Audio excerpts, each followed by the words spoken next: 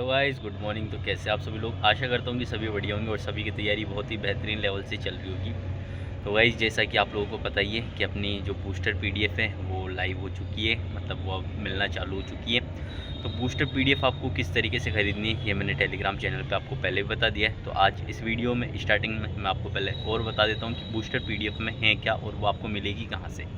तो guys, booster PDF क्या है कि अपनी रीजनिंग के लिए बनाई हुई एक ऐसी पीडीएफ है जिसके अंदर रिसेंट ईयर का पैटर्न, मतलब क्या चल रहा है रीजनिंग के अंदर, किस टाइप के क्वेश्चंस अभी पूछे जा रहे हैं। ठीक है, रिसेंट ईयर्स के अंदर मतलब कि किस तरीके के क्वेश्चंस अपन को देखने को मिल रहे हैं। ठीक है, 2020 से बाद में 2021-22 जो भी RSMSB बोर्ड के द्वारा करवाए हुए जितने भी पेपर हुए हैं अभी, तो उनके अंदर रीजनिंग का क्या पैटर्न देखने को मिल रहा है, अपन को किस टाइप के क्वेश्चंस देखने को मिल रहे हैं, वो सभी क्वेश्चंस आपको बूस्टर पीडीएफ के अंदर मिलेगी। तो गाइज़, ये अपने लिए पटवारी के लिए और राजस्थान पुलिस के लिए बहुत ज़्यादा हेल्पफुल रहने वाली है।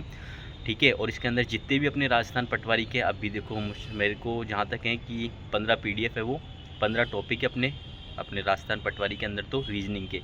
तो 15 के 15 टॉपिक्स आपको, हर टॉपिक के 150 क्वेश्चन होंगे उसके अंदर। और जिस टॉपिक में ज़्यादा इंपॉर्टेंट नहीं है, जिससे ज़्यादा सवाल नहीं बनते, उनमें कम क्वेश्चंस भी। तो आप ये मत सोचना कि सभी के अंदर, लेकिन लगभग 15 में से ना 10 में तो आपको 150 क्वेश्चंस मिलेंगे ही मिलेंगे। ठीक है, तो वो आपको मात्र 29 रुपीज़ के अंदर ये 15 पीडीएफ, मतलब कि एक पीडीएफ आपको पड़ रही है 2 रुपये की। ठीक है, तो 150 क्वेश्चन मिल रहे हैं गाइस 2 रुपये के अंदर। तो आप वो पीडीएफ परचेज़ कर सकते हो, बूस्टर पीडीएफ। और ये कैसे परचेज़ करनी है, तो आपको क्या है कि इस लिंक के, इस वीडियो के डिस्क्रिप्शन में भी क्या आपको व्हाट्सअप का लिंक मिल जाएगा। ठीक है, तो आप वहाँ पे स्कैनर वहाँ से भी ले सकते हो, मेरे से व्हाट्सअप पे मैसेज करके हाई बूस्टर पीडीएफ लिख के। ठीक है, और नहीं तो आप टेलीग्राम चैनल ज्वाइन कर लीजिए। वहाँ पे आपको क्या है कि पूरा प्रोसीजर जो कि है कि इस पहले स्कैन करो और फिर आपको स्क्रीनशॉट भेजना है उस व्हाट्सअप नंबर पे, और फिर आपको अवेलेबल हो जाएगी। खूब सारे बच्चों ने गाइज ये पीडीएफ ऑलरेडी परचेस कर चुकी है, तो आप उनसे रिव्यू ले सकते हो। टेलीग्राम पर ग्रुप चैट मैंने ऑन कर रखा है, तो वहाँ पे उनसे पूछ सकते हो कि किस तरीके का कंटेंट है। गाइज 29 रुपीज़ ज़्यादा नहीं है आप लोगों के लिए, बिल्कुल रीज़नेबल मैंने प्राइस रखी है। ठीक है, तो आप ये परचेज़ कर सकते हो। और बात करते हैं अपन आज की भी, आप मॉक टेस्ट किस तरीके से दें, मॉक टेस्ट का क्या करें। आप अपना शेड्यूल बताने वाले थे, तो क्या हुआ उसका। तो गाइज़, मैंने आपको पहले बताया था कि जैसे ये बूस्टर पीडीएफ वाला काम हो जाएगा, मैं आपको खुद बताऊंगा कि अपन किस तरीके से आगे चलेंगे, किस तरीके से अपन आगे क्वेश्चंस करेंगे, बूस्टर पीडीएफ को किस तरीके से अपन कंप्लीट सॉल्व करेंगे साथ मिलके। तो गाइज़, 1-2 दिन के अंदर क्या है कि मैं चैनल बना दूंगा, मतलब ग्रुप बना दूंगा। जो बच्चे मतलब जो कनेक्ट होना चाहते हैं, मैं उनको सेलेक्ट करके उसके अंदर ऐड कर दूंगा। और वहाँ पे डेली मैं आप लोगों को मेरा शेड्यूल शेयर करूँगा कि भाई आज से मैंने ये पढ़ा, कल मैंने, मतलब सुबह उठते ही सबसे पहले मैं 8 बजे ये बता दूंगा कि आज का टारगेट ये है। और रात को 10-11 बजे जब भी सोने का टाइम होगा, कि ये प्रॉपर नींद लेंगे अपन 6 घंटे की, बस मैक्स टू मैक्स 6 आवर्स की नींद। बाकी किस तरीके से पूरा रूटीन रहेगा और कौन से टॉपिक, अब आप भी उसको फॉलो कर सकते हो। बस टॉपिक में शेयर करूँगा कि किस आपको आज कौन से टॉपिक करने, कौन से, अगर भाई जिसको आते हैं वो उनका रिवाइज कर लेना, बाकी जो उनका शेड्यूल चल रहा है उस तरीके से चलते रहो। क्योंकि 45 डेज़ के अंदर मैं आपको बताऊंगा कि अपन किस तरीके से रैपिड रिवीजन भी कर सकते हैं, किस तरीके से सारे टॉपिक्स भी क्लियर कवर कर सकते हैं। ठीक है, क्योंकि अब भाई 45 डेज़ ही बचे अपने किसको, पटवारी को। तो और मान लो आप यार 48 डेज़ मान लो, मतलब 45 बचे हैं, तो यार 58 डेज़ मान लो अपने वीडियो को। और एक कमेंट भी आया था कि भैया अब आप ये भी बता दो कि आगे अब अपने क्या है कि सीक्वेंस में ही खूब सारे एग्ज़ाम होने वाले हैं। अभी राजस्थान पुलिस आने वाला है, फिर पटवारी, फिर वीडियो, फिर अपना लैब असिस्टेंट का भी आ रहा है, और भी बीच में 1-2 एग्ज़ाम है। तो भाई अब किस तरीके से भैया चलते चलें, क्योंकि 2025 में आपने बताया कि सिलेक्शन ले सकते हैं अपन अगर चाहें तो। भाई एक तो क्या है कि मेहनत करते रहो, डेली रिवाइज करते रहो। ठीक है, रिवीजन बहुत ज़्यादा इंपॉर्टेंट रह जाता है। LPR थ्योरी जो मैंने बताई है पहले, लर्न करो। ठीक है, प्रैक्टिस करो और रिवीजन करो, ये बहुत ज़्यादा इंपॉर्टेंट है। डेली के क्वेश्चंस फिक्स कर लो भाई, इतने क्वेश्चंस तो करने ही करने, इतने क्वेश्चन करके सोऊंगा तभी, नहीं तो नहीं सोना भाई, नहीं सोना, फिक्स कर लो। क्योंकि ये जब तक आप फिक्स नहीं करोगे ना, अभी कोई भी बच्चा भाई, अगर कोचिंग में बात करूँ ऑनलाइन और ऑफलाइन की ना, तो ऑफलाइन कोचिंग में क्या होता है कि अपन को जानना होता है कि 7 बजे जाना है तो 7 बजे ही जाना है। ठीक है, 7 से अगर 12 की कोचिंग है तो 7 से 12 अपन को वहाँ बैठना ही पड़ेगा। फिर किसी का फ़ोन आए, कोई दोस्त बुलाए, तो भी अपन क्या बोलते हैं यार कोचिंग में। लेकिन जब अपन ऑनलाइन रहते हैं ना, या मतलब और कहीं से पढ़ रहे हैं, ऑनलाइन पढ़ रहे हैं, तो अपना क्या है कि कोई आया, कुछ काम आ गया, अपन उठ के चले जाते हैं। भाई ये जो चीज़ है ना, ये अपन को ऑनलाइन के अंदर भी करनी है। ठीक है, ऑनलाइन के अंदर भी अपन को प्रॉपर शेड्यूल मेंटेन करना पड़ेगा भाई। अगर पढ़ने बैठ रहे हो तो सीरियस पढ़ाई करो। ठीक है, ये नहीं कि यार कोई आगे उठ के चला गया, कोई ये नहीं आज पढ़ाई नहीं, आज मूड ठीक नहीं है, नहीं भाई। अब 45 डेज़ तो आपको क्या है कि सारी चीज़ें एक तरफ रख के पढ़ाई करनी पड़ेगी। ठीक है, जब तक पूरे फोकस से पढ़ाई नहीं करोगे तब तक क्या सिलेक्शन होने के बहुत कम चांस रहते हैं। मैंने पहले बताया और मैं क्लियर बोलता हूँ, देखो जिस तरीके से पढ़ोगे उस तरीके के नंबर आते हैं। फिर अपन सोचते हैं कि यार अब खूब सारे बच्चे मॉक के अंदर नंबर नहीं आ रहे, वो उसके अंदर भी परेशान हो रहे। तो भाई बिल्कुल सही बात है ये कि जिनके नंबर नहीं आ रहे परेशान होने की बात है, क्योंकि अपन ने यार इतना पढ़ लिया फिर भी अगर अपने मार्क्स नहीं आ रहे तो फिर परेशान नहीं होंगे तो क्या। ये क्लियर बात है ना कि अगर अपन इतनी बार पढ़ लिया सब्जेक्ट को, मतलब अब सोचते हैं कोई, अब मैं बोलता हूँ ना कि यार मल्टीपल रिवीजन करो, फिर कमेंट करते हैं कि भैया यार 6-7 बार रिवीजन हो गया तो फिर सिलेक्शन क्यों नहीं होता। भाई 6-7 बार किसी का रिवीजन नहीं हुआ है, 6-7 बार रिवीजन का मतलब है कि वो एकदम पीक पे चल रहा है, मतलब उसका सिलेक्शन हो जाएगा इस बार। 6-7 बार रिवीजन में चीज़ें टिप्स पे रहती है अपन को। तो मैं बताता हूँ कि 6-7 बार आप रिवाइज़ करने की कोशिश करो, मतलब टॉपिक को इतना क्लियर करके चलो कि क्वेश्चन आए तो अपने गलत नहीं जाए। आसान सवाल तो कभी गलत होना ही नहीं चाहिए, ठीक है। जो पूछे जाते हैं बिल्कुल रिपीटेशन वाले सवाल है, और खूब सारे नए सवाल देखने को मिलते हैं हर पेपर के अंदर, ठीक है। अब वही क्या है कि पीवाईक्यू वाली बुक के अंदर ऐड हो जाते हैं, फिर नए सवाल मिलेंगे, फिर वही तो पीवाईक्यू वाली बुक ऐसी बढ़ती रहती है। तो अपन को क्या है कि जो अपना कंटेंट है, जो अपन ने पढ़ रखा है, जहाँ से भी पढ़ रखा है, ठीक है, कोचिंग के नोट्स हो आपको या आपके किसी फ्रेंड के नोट्स हो या आपने खुद ने की बुक्स पढ़ी है, तो उनको ही बार बार आपको रिवाइज़ करना है, आपके नोट्स को लिमिटेड रखना है। ये नहीं कि दूसरे के नोट्स देखे और फिर सोचा कि यार ठीक है कि अब मैं इनको भी ऐड कर लेता हूँ, फिर सोचा दूसरे भी। तो इस तरीके से तो अपने क्या है कि ग्रंथ बन जाएंगे। तो अपने एक तो नोट्स को लिमिटेड रखो, उनका प्रॉपर रिवीजन करो और क्वेश्चन प्रैक्टिस सबसे ज़्यादा कर दो। सबसे बड़ी बात है क्वेश्चन प्रैक्टिस। मैंने टेक्स्ट बुक बोल के 1000 बार बोल दिया हूँ अब तक। भाई टेक्स्ट बुक के जितने सवाल है उतने लगाओ, और टेलीग्राम पे इतने बढ़िया बढ़िया चैनल्स है, मैं आज पिन कर दूंगा, मैं भी आपको शेयर कर दूंगा। वहाँ पे डेली क्विज़ आता है। अभी क्या अपना चैनल तो इतना बड़ा ग्रो हुआ नहीं है कि मैं वहाँ पे क्विज़ अपलोड कर सकूँ, ठीक है, लेकिन बाकी खूब सारे चैनल है वहाँ पे। आप राजस्थान जीके के कोई सा भी टॉपिक, इंडिया जीके का कोई सा भी टॉपिक, रीजनिंग का, मैथ का, जो टॉपिक आपको आता है बैठो आराम से। लगभग अब तो है ना, दिन के 200 सवाल फिक्स कर लो। टेलीग्राम पे भी किसी भी चैनल पे जाओ, वहाँ पे बैठो, क्वेश्चन प्रैक्टिस करो, 200 सवाल 300 सवाल लगाओ आराम से, जो भी टॉपिक आता है उसके फिर सो। इस तरीके से डेली का अपना रूटीन बनाओ भाई।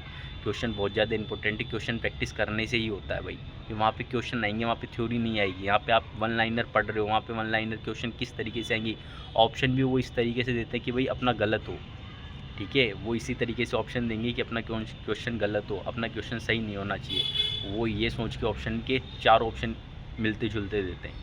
अभी मैंने भी एक क्वेश्चन दिया था कि वो बैलगाड़ी वाला, हड़बू जी की गाड़ी कौन सी थी, वाहन कौन सा था, उसमें भी लोगों का गलत आ रहे थे। फिर वो क्वेश्चन या तो ऑप्शन सुने हुए नहीं रहते, या ऑप्शन सुने हुए रहते हैं, या तो चारों ही सुने हुए नहीं मिलेंगे अपन को, ये कन्फर्म है। चारों ऑप्शन ही ऐसे मिलेंगे यार ये तो सुना ही नहीं, ठीक है, या फिर चारों ऐसे मिलेंगे यार ये तो सुनते। अब ये कब होता है सुने हुए नहीं मिलेंगे, या तो आपने कम पढ़ा है, या फिर क्वेश्चन थोड़ा अलग ही लेवल पे आ गया तो। या फिर दूसरा कब होता है कि चारों ही सुने हुए लगेंगे कि भाई प्रॉपर रिवीजन नहीं हुआ, पढ़ के आए हो आप लेकिन रिवीजन नहीं करे, इसलिए कंफर्म नहीं है कि इसका आंसर क्या होगा। 4 ऑप्शन आपको मिक्स लगेंगे। भाई यही एक तो प्रॉपर रिवीजन करते रहो, ठीक है। और मॉक टेस्ट क्या है कि अब तो 2 मॉक टेस्ट देना चालू कर दो।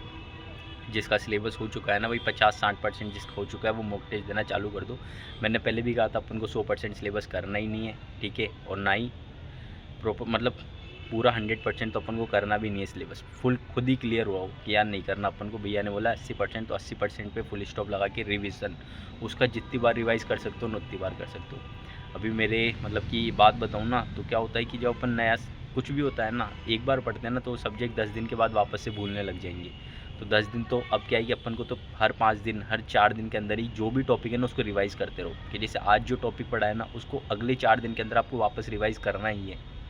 और कम से कम भी नहीं ना तो ज़्यादा, मतलब 2-2 टॉपिक, 3-3 टॉपिक बढ़िया बढ़िया आप रिवाइज़ करते रहो जिन जो इंपॉर्टेंट है। क्योंकि मैंने देखो वीडियो के भी इंपॉर्टेंट टॉपिक्स आपको पूरे अच्छे से वीडियो बना के एनालाइज करके बता दिए कौन से टॉपिक से पिछली बार सवाल आए थे। अब ये भी जरूरी नहीं कि पिछली बार जिस टॉपिक से क्वेश्चन आए थे वहाँ से इस बार भी आए, लेकिन बस एक इंपॉर्टेंस, क्योंकि यार अपन प्रीवियस डाटा को एनालाइज करके ही आगे बढ़ सकते हैं। तो बस उसको देखते हुए तो जो इंपॉर्टेंट है उन पे थोड़ा ज़्यादा फोकस रखेंगे और नए टॉपिक्स को भी थोड़ा ढंग से करके जाएंगे। क्योंकि कह नहीं सकते RSMSB बोर्ड कब बदल जाए।